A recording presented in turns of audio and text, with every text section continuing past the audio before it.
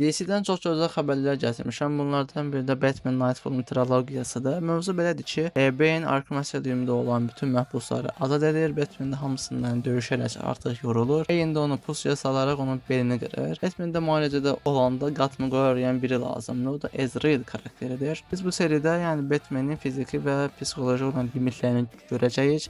Məncə gözəl bir seriya bizi gözləyir. İkinci xəbər də Batman haqqındadır. Caped Crusader'in ikinci sezonu gəlir. Açığı desəm mən bu seriyaya çox baxmamışam. Yəni sırf bir bölüm baxmışam. O da saatlar əvvəl. Onca çox bir şey deyəmirəm. Amma puanları IMDb'si və bölümlərin puanları get-gedə artırdı və çox gözəl bir puana sahibdir. Üçüncü olaraq isə DC'nin Instagram səhifəsində paylaşdığı postu baxanda 3 dənə təzə layihə görürük. Crypto, Joker, Light Riot və Absolute Batman. Crypto məncə uşaqlar üçün bir yüngül tonda bir animasiya olacaq. Yəni çox da bir şey gözləmirəm bundan. Maraqlı bir şeylər çıxsın.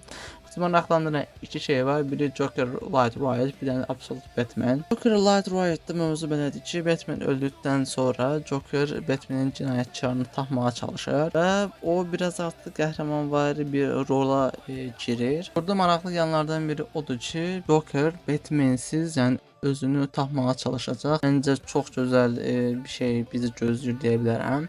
Absolute Batman'də isə beyninizdə olan Batman'i necə düşünürdünüzsə, onun tam əksinə artıq fikirləşin. 2 metr boylarında və çasıb, yəni belə desəm, işçi sinifindən olan bir gəncdir. Həm də mühəndis işləyir. Özü də hər şey özü düzəldir. Batman'in zırhını, maşınını, hər şeyini demək özü düzəldir. Bu Absolute evrəni gördüyünüz ən qaranlıq kainatlardan biridir. Bunun fərqli versiyaları da var. Superman'in hekayəsi dəyişir, Wonder Woman'ın hekayəsi dəyişir. Yəni yəqin Absolute Batman'in belə desəm çıxandan sonra mı desəm 3D versiyasında çıxacaq. Çox da ümidli deyiləm 3D-lərə. Çox gözəl bir şey olsa, çıxasa çox sevə biləcəm. Bəlkə də Absolute Batman'in uğurundan sonra da artıq Superman və Wonder Woman'a da yer verərlər. Məndən bu qədər. Özünüzə yaxşı baxın.